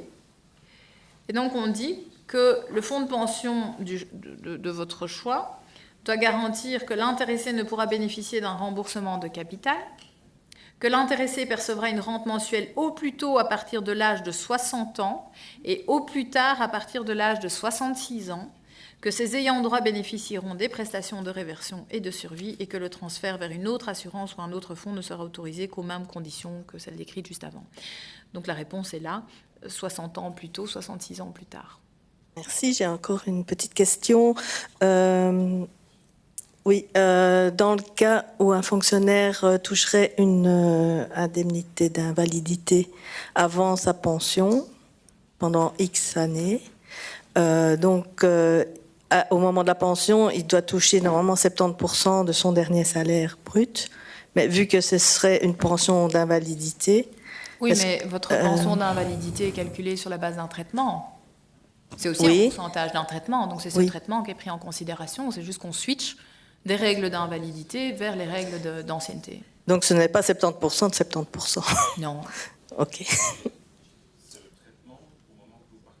C'est ça, le dernier trait. Oui, puisqu'il n'y aura plus de développement a priori ensuite. Hein. Mais bon. Mais il y a un traitement, c'est le traitement de la fiche de salaire. Oui, bonjour. Dans les années 90, la Belgique transférait les droits de pension sur base d'une promesse de paiement, de capital. Et dans les années 2004, les gens qui ont demandé le transfert, le capital était versé à la commission. Ce qui fait que tous les gens qui l'ont transféré avant 2004 ont eu des annuités sur base d'une promesse de transfert de capital qui était nettement inférieure. Moi, par exemple, j'ai eu 6 ans pour 14 ans. Mon collègue, dans exactement les mêmes conditions, à la fin 2004, il a reçu 12 ans pour les 14 ans. Alors que ce sont les mêmes conditions. Oui, mais les Maintenant, je pars en retraite. Est-ce que je peux revoir ça ou pas? Non. Enfin, je veux dire, encore une fois... Parce que mon montant va être versé maintenant. La totalité est versée. Il y a un enrichissement personnel, c'est tout. Ah bah oui. Mais non, parce que vous devez apprécier vos droits à chaque moment spécifique, quand ils sont calculés, quand vous y avez droit. J'ai bien parlé de situations entièrement... On est censé connaître ses droits. Tout à fait. En 93, il n'y avait pas d'ordinateur, pas de calculette, rien. Il y avait les syndicats, et les seules choses que les syndicats savaient dire à l'époque, transférer au plus vite à tout le monde. La seule chose qu'ils auraient dû dire, en dessous de C1, ne transférez pas, parce qu'il y a la pension de survie. Allez, la pension minimum vital, qui est supérieure à vos transferts. Et ça, aucun syndicat ne l'a dit. Même pas le PMO l'a dit. Transférer au plus vite, c'est tout ce qu'on a dit aux gens. S'il n'y avait pas eu tout ça, enfin, s'il n'y a pas ce genre d'interrogation, les avocats ne serviraient à rien. Donc j'imagine bien qu'il y a pas mal de frustration. Et il y en aura encore. Il y en aura encore. On est censé connaître ses droits, mais si les syndicats ne le connaissent même pas, qu'est-ce que vous voulez que nous, on les connaisse? Aucun syndicat nous a dit de ne pas transférer. Malheureusement, j'en suis navrée, mais oui, sur une base juridique... C'est gentil, mais... Ah ouais, mais sur une base juridique, si vous venez me consulter concernant l'introduction éventuelle d'un recours en tant qu'avocat, je ne suis pas sûre que je vous dirais que vous avez un fondement légal. Bonjour. Juste une question concernant les droits de transfert IN. Vous avez dit que donc, quand on part en pension par rapport à l'arrêt Barroso, quand on part en pension, donc cette demande se fait au moment où vous introduisez la demande de départ en pension, c'est ça? Oui, hein, au moment où vraiment toutes les conditions existent que pour pouvoir établir vos droits et pouvoir finalement dire oui, effectivement, j'avais aucun intérêt. D'accord, donc 6 mois avant le départ. Au moment de l'évaluation et sur la base des conditions à ce moment-là, mais je dirais que c'est au moment de l'évaluation de vos droits finaux, donc de l'établissement de votre pension telle que vous la percevrez au premier mois de pension, que vous serez à même de pouvoir dire « j'introduis ma demande de remboursement ». D'accord, merci. Merci. J'ai une petite question par rapport au transfert.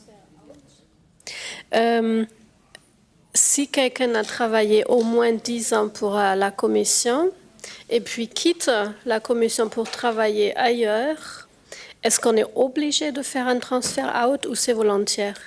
C'est toujours une faculté, mais ce qu'il y a, c'est qu'il faut, il faut voir en fonction de la volonté que vous avez de transférer un fonds, d'avoir éventuellement oui, en réalité, vous ferez le transfert out s'il n'y a de toute façon pas de droit au paiement d'une pension immédiate ou différée. Votre question, c'est de savoir est-ce que j'ai un droit à une pension ou non d'ancienneté. Et si vous n'y avez pas droit, Il va falloir Non, faire le si on a transfert fait au moins 10 ans, on a le droit. Oui. Alors, Et sinon, est-ce qu'on est obligé de faire un Non. transfert out? Non, jamais. Deuxième question, vous avez parlé des transferts, l'âge à la retraite, qui était d'abord de 63, puis de 65 et puis de 67, selon les années d'embauchement. Pourquoi, chez moi, embauché en 2005, la calculette sort 63? Excellente question.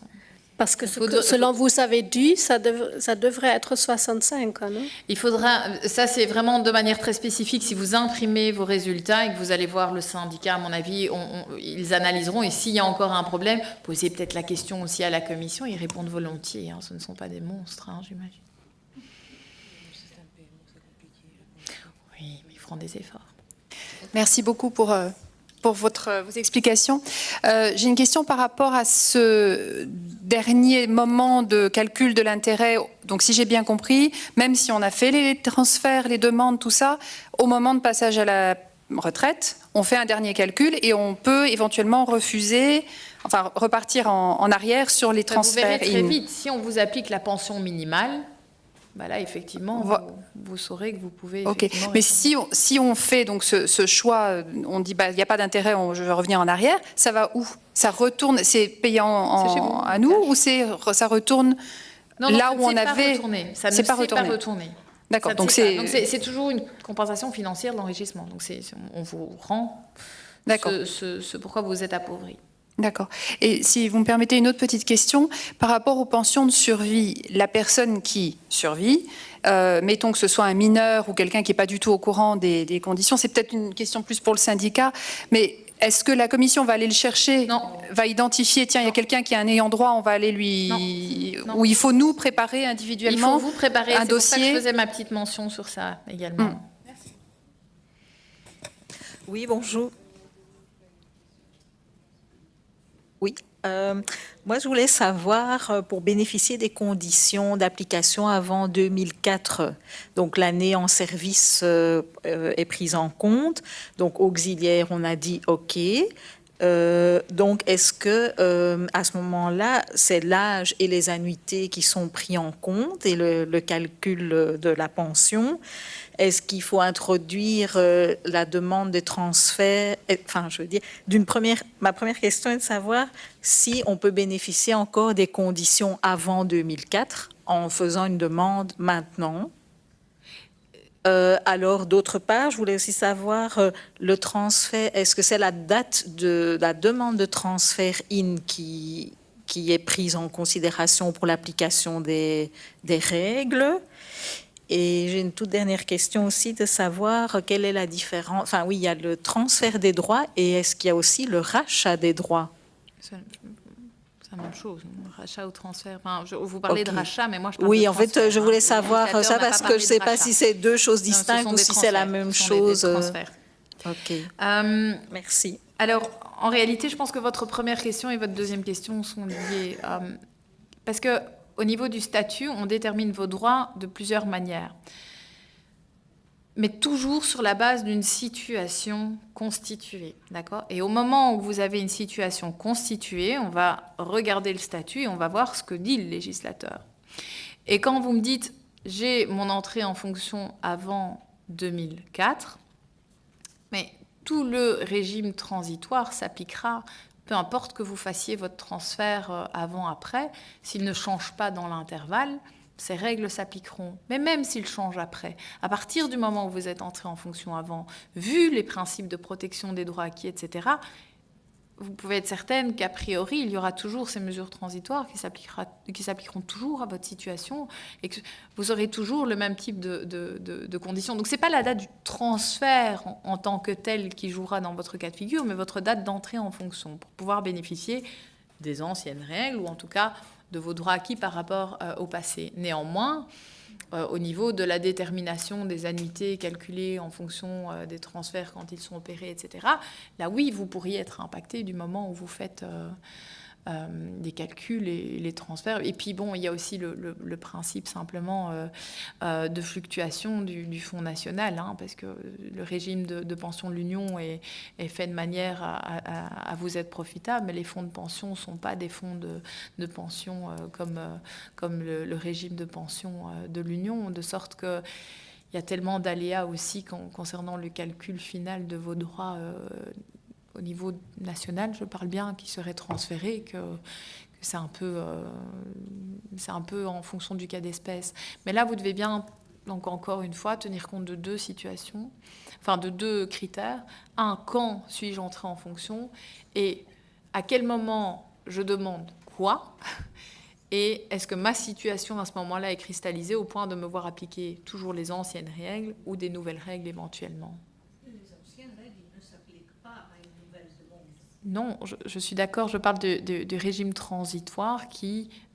parce que quand on est entré en fonction avant, il y a néanmoins un régime transitoire qui permet de garder le système ancien jusqu'à la demande ou jusqu'à la réforme. Et s'il y a une réforme, elle va impacter, mais de manière très limitée, le fonctionnaire qui était déjà en poste avant, précisément pour éviter que la règle ne s'applique rétroactivement à tout un cumul qui a été fait avant, notamment concernant les annuités, les pourcentages, etc., sur les droits transférés. Mais c'est pour ça que je dis bien, en réalité, ce n'est pas une question qui pourrait être répondue en disant, voilà, dans tous les cas comme ça. Non, il y a toujours deux critères à prendre en considération, le moment de la demande et le moment de l'entrée en fonction, et donc l'appréciation de la rétroactivité éventuelle d'une règle ou non, et tout ça eu égard au principe de sécurité juridique.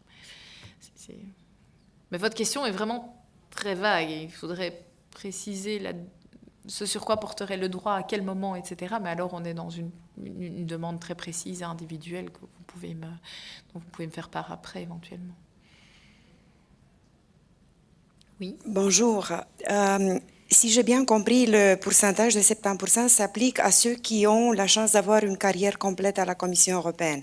Pour ceux qui ont des carrières fragmentées et qui ont une période de travail à la Commission inférieure à une carrière complète, la pension se calcule avec ces pourcentages, vous avez appelé des taux actuariels. Donc, le nombre des années travail à la Commission multiplié par ce taux actuariel. Oui, avec également ce pourcentage minimal de 4%. Un traitement voilà. Un traitement minimal. C'était pour récapituler, pour voir si j'avais bien compris la méthode. Mais ma question est la suivante. En 2010, nous avons reçu beaucoup de mails de la part de plusieurs syndicats, pas nécessairement mon syndicat, qui nous conseillaient de faire déjà la demande pour les transferts IN. Je pense que c'était en 2010. J'avais fait à cette demande-là, vu que j'avais une carrière en Roumanie, une partie de carrière en Roumanie, une partie de carrière en Belgique comme fonctionnaire national. La Belgique a transféré mes droits vers l'Union européenne. Ça a été accepté, j'ai accepté la proposition. Mais je n'ai plus jamais eu de nouvelles par rapport au transfert demandé entre la Roumanie et l'Union européenne. Est-ce que vous savez s'il y a des accords entre tous les États membres et l'Union européenne où la Roumanie n'a pas signé ce... Je connais pas précisément qu'est-ce que je dois pays, faire? Mais il faudrait peut-être réactionner un petit peu. Mais si vous allez toquer à la porte du PMO, en principe... Je n'ai plus jamais été contactée par le PMO. Mais alors, c'est vraiment un cas de figure très individuel. Oui, peut-être, mais je veux dire, ce sont des questions, il faut une intervention, il faut aller saisir, ouvrir, toquer à certaines portes, et donc je ne sais pas répondre de manière très précise à la question, mais il faut vérifier en fonction du fond, en fonction des éléments, de la chronologie, de l'action, de l'inaction de la Commission, je ne sais pas, ou du fonds de pension national également. Est-ce qu'il y a un accord effectif ? Donc, il y a des États membres qui n'ont pas Tout est, oui, ce sont des négociations à chaque fois avec mais c'est ce que j'ai bien indiqué, qu'il y avait, enfin, en réalité, les transferts, normalement, se font. Enfin, vous faites partie de l'Union et l'Union intègre ses États membres, et donc, au contraire de certaines autres organisations internationales qui doivent effectivement négocier un à un avec chaque État membre la possibilité éventuellement d'un transfert, par exemple Eurocontrol. Là, on a clairement tous les participants à l'Union européenne, enfin tous les États membres ont ce système. C'est juste que par contre, il y a pas nécessairement un agrément, une reconnaissance de tous les fonds vers lesquels, mais là c'est dans le cas d'un transfert out, qui serait agréé pour pouvoir transférer de l'argent. Mais s'il n'y a pas de réponse par rapport à votre question, je pense que déjà il faudrait voir qu'est-ce qui a été fait, quelle est la demande qui a été faite, est-ce que la Commission devait faire quelque chose, est-ce qu'elle ne l'a pas fait, est-ce qu'éventuellement c'est le Fonds de pension nationale qui devait répondre. C'est pas rare que ça prenne du temps, hein. Donc, c'est à moi de contacter le PMO pour avoir de toute façon, le PMO ne va pas vous contacter. Ça, j'ai bien compris le principe. Voilà. C'est à nous de nous battre pour nos propres droits avec l'aide des syndicats. Mais ce n'est pas nécessairement se battre, c'est parce que vous partez d'une hypothèse litigieuse, mais imaginons simplement que ce dossier soit passé à la trappe sans faire exprès, c'est possible. Hein, il ne faut pas toujours voir le négatif. Non, mais c'est à nous de... Ce n'est pas le PMO qui va veiller à un bon père de famille, à nos droits. Pour autant de fonctionnaires, ce serait vraiment beaucoup de travail alors. Oui, je vois. Merci. Merci. J'ai une question donc, en ce qui concerne la carrière. Si je comprends bien, les annuités dont vous parlez donc maintenant depuis 2014, 1,8 par an. Mais est-ce que je dois comprendre qu'elles sont doublées entre l'âge de 60 ans et 65 ans? Et alors vous avez indiqué, ça c'est la première question. La seconde question, vous avez indiqué qu'on avait peut-être la possibilité de travailler jusqu'à 67 ans. Mais s'agit-il d'un droit? Et alors l'annuité après 65 ans serait de 2,5%, avez-vous dit? Dernière question. Répétez d'abord votre... la première question concerne... Non, la première question, ça va, mais la fin de la première question. La fin de la première question, c'est donc entre l'âge de 60 ans et de 65 ans, l'annuité qui est normalement d'1,8% par an... Oui, mais ça, c'est le principe de la compensation d'une retraite tardive. Oui, la question que je pose, est-ce qu'elle est doublée? Est-ce qu'il s'agit-il de 3,6% c'est le statut entre l'âge de 60 et 65 ans? C'est une question peut-être à laquelle tout le monde peut répondre, mais bon, je n'ai pas fait la recherche claire parce que la recherche, mais je voulais savoir avant d'aller voir le PMO si c'était bien ça la situation, ce qui était, je crois, la situation classique originelle, mais je ne sais pas si c'est toujours le cas. Vous aviez, à partir de 60 ans, on rajoutait aux 2% de l'époque que vous auriez accumulé chaque année 2,5 de ce que vous aviez accumulé jusqu'à l'âge de 60. Donc vous aviez commencé à 30 jusqu'à 60, vous aviez 30 ans de contribution. Donc 60%, soi-disant, de droit à pension. Ça fois 5%, c'était 3% en plus que le 2% chaque année. Donc l'année de 60 à 61, ça aurait valu pour la pension pas 2 mais 5. 2% plus 5% de ce que vous avez accumulé auparavant. C'était un boost en fin de carrière, disons. Et là, c'était il y a 25 ans, ça c'est ce qu'on nous a expliqué à l'entrée de service. Maintenant, je ne sais pas si avec la réforme du statut, ça a disparu. Mais ici, je peux répondre par rapport à la majoration. Donc, la majoration de 2,5% n'a lieu qu'à partir du moment où vous continuez à travailler alors que vous avez atteint l'âge de la retraite. Donc, je ne vais pas dire 60 ans, 61, j'en sais rien, ça dépend du cas d'espèce. Quand vous avez atteint l'âge de la retraite, vous commencez ensuite à cotiser plus. D'accord ? Je perds le fil de mes idées. Mais par contre, cette cotisation, enfin, il va y avoir quand même cette limitation à 70%. Hein, ça, il faut de toute façon le prendre en considération. Quand je parlais de 60 ou 66, moi personnellement, je disais juste que c'était observé de partir plus tôt, par contre, entre 60 et 66 ans. Mais par contre, au niveau de la retraite tardive, j'ai toujours dit, non, juste quand on atteint l'âge, alors éventuellement, on a la possibilité de travailler au-delà. Par contre, c'est exceptionnellement possible jusqu'à 70 ans. Par contre, c'est accepté jusqu'à 67. Et donc, le collègue ici a donné la rationale, comment on dit en anglais, la raison pour laquelle on essayait d'aider les gens qui prenaient des retraites, et donc qui n'avaient pas, je dirais, qui n'arrivaient pas aux 70%. Tout à fait. La question est, est-ce que ça existe toujours, ce système? Donc je parle maintenant avant 65 ans. Donc des gens qui sont entrés, disons, à 45 ans, ils ne peuvent nécessairement pas arriver aux 70%, mais ils peuvent arriver peut-être à 55, 60. Et donc, l'idée mais vous était serez toujours soumis aux conditions requises pour pouvoir partir en retraite tardive fixée. Bon, là, je n'ai pas détaillé les conditions précises pour l'introduction d'une demande, etc. Sachez en tout cas que les retraites tardives sont de moins en moins fréquentes et que le tribunal...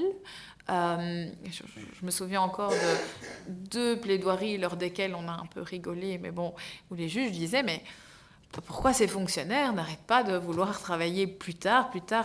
Est-ce que vraiment les cotisations à la pension sont à ce point importantes qu'il faut garder ou qu'il faut considérer qu'il y a un droit acquis automatique à pouvoir partir à la retraite tardive? Et là, le tribunal a dit ça doit devenir vraiment l'exception, donc interprété vraiment restrictivement, de sorte que c'est plus aussi automatique que pour permettre une cotisation. En tout cas, la raison au fait qu'on accepterait une retraite tardive n'est pas le fait de permettre une cotisation pour atteindre la carrière maximale. Ça, je peux entendre. Ce que je posais comme question, c'est de savoir s'il y avait encore ce doublement ou cette espèce de montant. Il y a une majoration. Une majoration.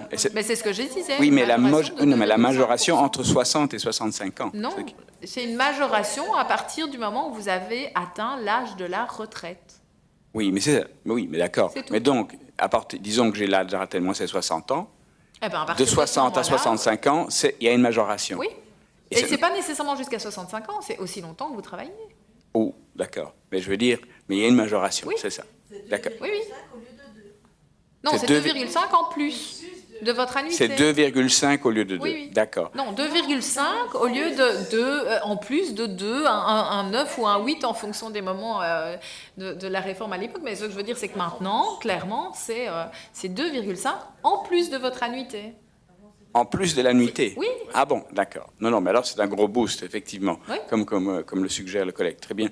La dernière chose, c'est une question qui était évoquée par les syndicats et qui me paraît assez importante. C'est la question de savoir si la cotisation annuelle assez importante que nous payons, à juste titre, pour les pensions, est-ce qu'elle fait partie du traitement de base ou non pour calculer la pension? Donc, si vous voulez, votre traitement de base aujourd'hui est déduit d'un montant important, annuel ou mensuel, pour votre pension, pour votre cotisation pension. C'est le prélèvement sur le traitement de base. Il y a un prélèvement, donc il y a une chacun paye ici une cotisation. Vous avez vous-même dit que ça contribue à 30% du financement des pensions. Oui. Vous avez dit que ce que nous contribuons chacun sur notre salaire mensuel contribue à 30%, avez-vous dit, si j'ai bien compris? Un tiers, ou 33%, pardon, 33%, donc je dirais du financement des pensions. Oui. Est-ce que cette contribution est encore redevable dans le cadre de la pension? Est-ce que nous continuons comme pensionnés à payer pour les pensions des autres? Non, vous n'êtes plus Ça prélevé me paraît pas logique, au moment où... Non. D'accord, ça s'arrête. Donc le traitement de base, est en fait, sur lequel on calcule, est plus élevé alors. Qu'est-ce que nous touchons aujourd'hui? Non, mais le traitement de base, c'est toujours la même ligne sur votre fiche de rémunération. Hein. Oui, tout à fait. Mais donc, il n'est plus prélevé. Non, il n'est plus prélevé. Voilà, très bien, merci.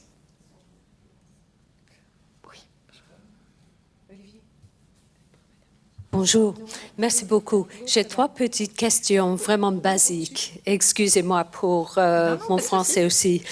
D'abord, la question, c'est le traitement de base. Est-ce que ça veut dire le salaire gros ou net de toutes les déductions?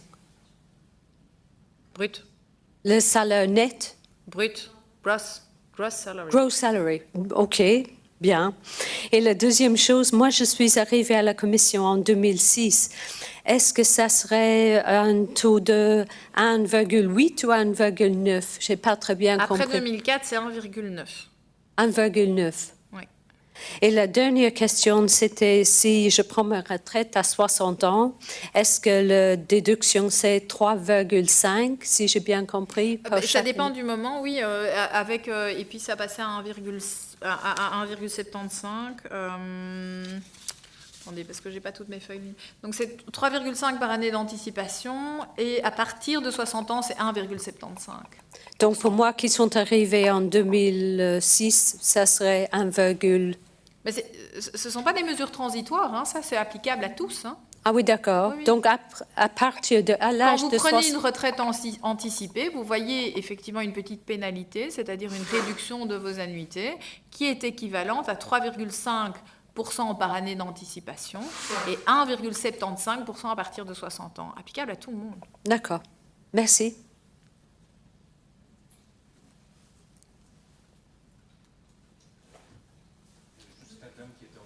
Oui. Oui. Voilà. Madame, en fait, elle était déjà bon. Désolée. Merci. Oui, bonjour. Moi, j'aurais plutôt une question concernant l'État belge. Alors là, vous n'aurez pas frappé à la bonne porte. C'est vrai? Je suis spécialisée en droit de la fonction publique européenne. Mais dites-moi. D'accord. Je vais essayer. À partir du moment où il n'y a pas eu de transfert, donc au moment de la retraite, on doit avoir une pension européenne et une pension belge. Bon. Alors, il m'a été dit, mais c'est peut-être une rumeur, mais à de très, très, très nombreuses reprises, que l'État belge avait la grille des salaires et qu'en fonction de la grille des salaires, il déterminait que ça suffisait à un retraité et que la pension belge n'était pas payée. Est-ce vrai? Mais je ne sais pas, parce que je ne suis pas spécialisée. Maintenant, c'est ce que je vous disais tout à l'heure au niveau de la pension de survie, c'est que moi aussi, j'avais précisément entendu dire qu'elle n'était pas versée au niveau national quand il y avait d'autres droits qui suffisaient, qui dépassaient une certaine limite. Et je pense qu'effectivement, l'État belge est beaucoup moins intéressant à ce niveau-là, parce que précisément, il prend en compte ce genre d'autres pensions, d'autres revenus pour considérer ses propres pensions. Même maintenant, pour moi, la pension... Mais encore, c'est pas du tout ma matière. Hein, donc on soit clair. La pension, vous y avez cotisé, vous y avez droit. Hein, donc je ne pense pas que la Belgique puisse diminuer du fait que vous perceviez d'autres fonctions ailleurs. Donc ce serait illégal, petit recours national avec un avocat spécialisé en la matière. Mais moi, je ne vois pas de légalité dans ça. Non, donc tout à fait. Donc la situation aujourd'hui, c'est que normalement la Belgique doit vous donner la pension que vous avez droit en Belgique, puisqu'elle ne peut pas tenir compte de la pension européenne. Hein? Mais ce qui est vrai aussi, on connaît les temps, la Belgique pourrait demain changer leur législation et essayer d'autres approches. Hein. Mais si la Belgique demain décide de tenir compte de la pension européenne, alors la Commission en général aura un problème avec la Belgique, à mon avis. On aura surtout un enrichissement sans cause dans le chef de la Belgique pour toutes les cotisations qui ont été... Aujourd'hui, normalement, c'est maintenu, vous recevez la pension belge. Oui. Ou alors il y a eu un problème. Oui. Bonjour. Il y a déjà des réponses que j'ai obtenues entre-temps, donc ça c'est parfait. Donc moi j'ai fait la demande de transfert, donc j'ai essayé d'utiliser la calculette, donc ça m'a fixé, je suppose, l'année et la date à laquelle ma pension sera complète, je suppose. Par contre, si je voulais ou je souhaitais la prendre anticipativement, je n'ai pas vu ça ici. Quelle est la procédure? Je dois, moi, faire la demande d'une certaine manière? Il y a une procédure? Vous devez faire la demande, enfin, pour partir anticipativement, oui. Par exemple, si au lieu de partir à 62, je voulais partir à 60, je dois m'adresser à qui pour la... PMO. Oui, mais est-ce qu'il y a des délais? Par exemple, si je veux partir à 60, est-ce que je dois faire la demande 6 mois à l'avance ou... Ça n'a rien à voir avec la pension en tant que telle. C'est Non, mais... c'est le droit. Non, mais est-ce qu'il y a des délais particuliers, etc., ou pas du tout? Je ne sais pas du tout combien de temps ça prend pour donc je dois m'adresser, je dois simplement faire la demande à l'institution. Oui, au PMO et voir avec eux comment je dois faire en fait. Hein. Parce que je peux pas, à mon sens, je ne peux pas dire demain je voudrais partir à la pension. Non. Donc il y a sûrement ça se discute. Hein. Il y a tout un process quoi. Oui, donc c'est pas automatique. Ah ben automatique non. Non, mais je veux dire c'est pas parce que moi je le demande qu'on va accepter automatiquement. Il faut que vous laissiez aussi, je veux dire, il y a des non, mais je ne parle pas du délai, mais et tout, donc il faudra que vous je voulais savoir l'institution en mesure de reprendre votre position, de publier, etc. Mais je suis sûre qu'il y a une procédure. Après, il faut regarder les DGE aussi applicables ou je ne sais quoi, mais ça c'est vraiment très très spécifique. Ça dépasse un petit peu le cadre de simplement. Oui. Et ça, je dois regarder où alors ces DGE? Je dois les regarder sur l'intranet. Sur l'intranet. Ok, c'est parfait. Merci. Oui, une précision à propos des moins 1,75% par an. Est-ce que c'est même donc à partir de l'âge de 58 ans, mais est-ce que c'est même après l'âge pensionnable qui était de 60 ans? La retraite anticipée, c'est partir à la retraite avant d'avoir atteint l'âge de la retraite. Ah oui, d'accord. Donc l'âge pensionnable. Voilà. Et alors j'ai une autre question sur le rachat des années d'études en Belgique.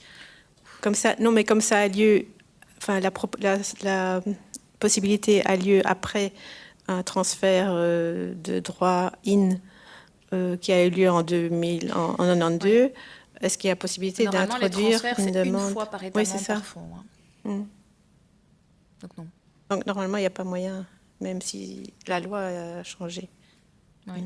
Oui, mais vous n'étiez pas à ce moment-là sous le bénéfice de cette loi, donc vous n'étiez pas dans les mêmes circonstances, les mêmes conditions. Donc je ne verrais pas d'illégalité au fait que malheureusement vous